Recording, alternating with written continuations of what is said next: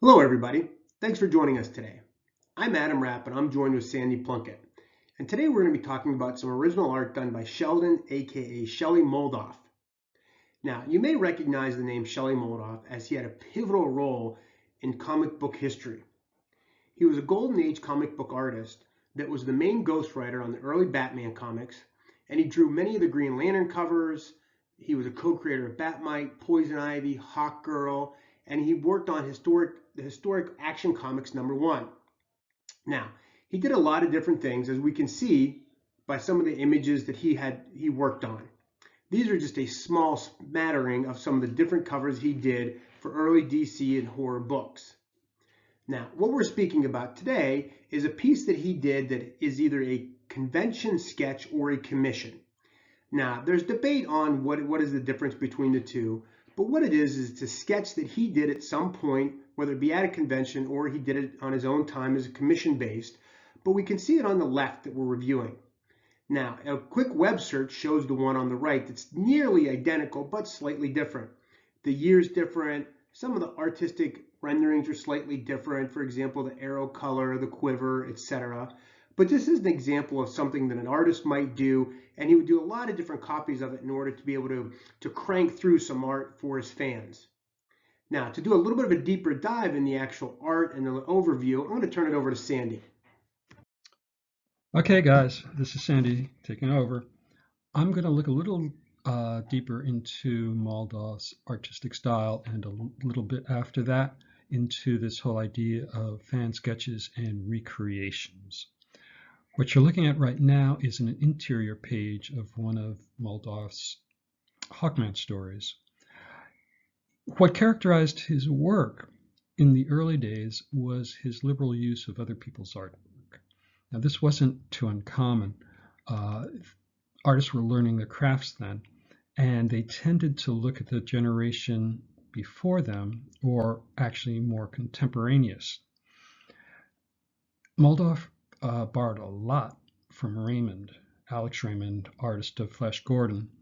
On this page, you can see Moldoff, utilizing Byrne Hogarth. The second panel there is very much a standard Hogarth figure.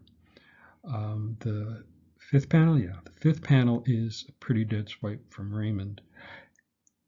This isn't a great characteristic for an artist to have. You should really be more original, but I cut them a lot of slack, especially in this golden age, because they were still figuring out this whole deal of comic books and how to draw realistic figures. Moldoff also did Batman, along with other Golden Age characters. This is a interior page from Batman 154, and it's notable and why I included it in here because Moldoff really adapted his style to the necessity of the moment. He had made an arrangement with Bob Kane, who's really one of the co-creators, not the creator, of Batman. The arrangement was this.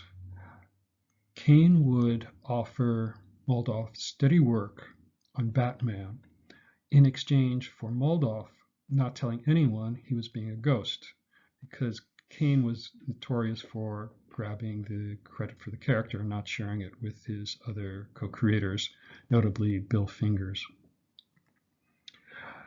Now we get to the part where I get to talk about recreations.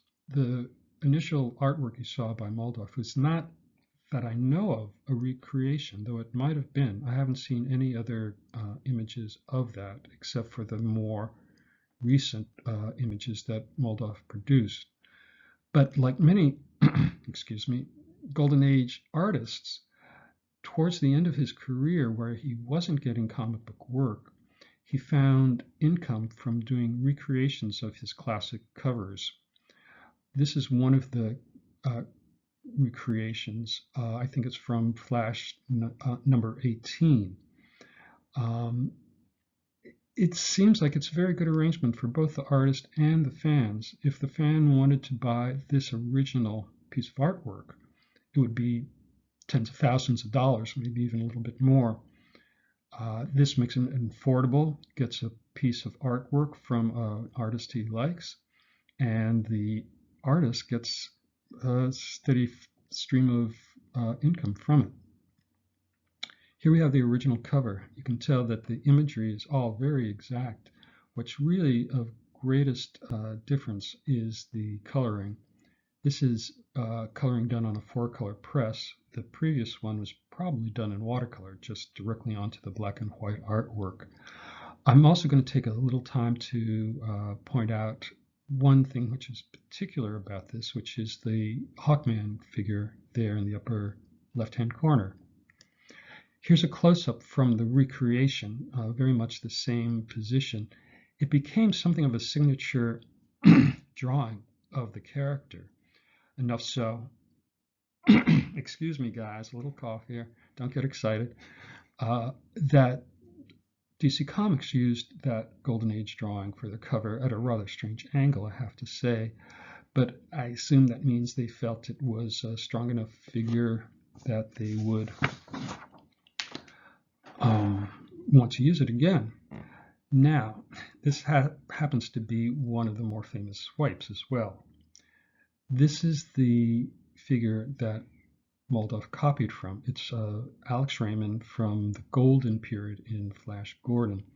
For those of you with interest enough, you might go back and forth between the two images and see the number of changes that Moldoff put in, not always to the best effect, but it's interesting to, on an artistic level, to judge the differences. Now, this is a cover which I did, and I'm going to bring a little bit of my own artwork into this. It's a cover for, you guessed it, The Defenders, and it's inked by Alan Weiss. And it seemed to be a popular cover, got good comment on it, though some people don't really appreciate the coloring very much. A fan of mine was interested in buying this artwork. I have it, but I didn't feel like selling it, so he commissioned me to do a recreation, which I did. And this is the recreation. You can tell, again, as in the Moldoff, that the imagery, the figure positions are pretty close. But I actually enjoyed having the chance to do it again. It wasn't boring. I didn't feel like I was wasting my time because I got to correct a number of the drawing problems that were in the original and to do what, to my taste, was a little bit better coloring. So again, it seemed to be one of those win-win situations. The person buying the art was happy, and I was glad to have another chance at it. And I think that wraps it up for now. Thanks.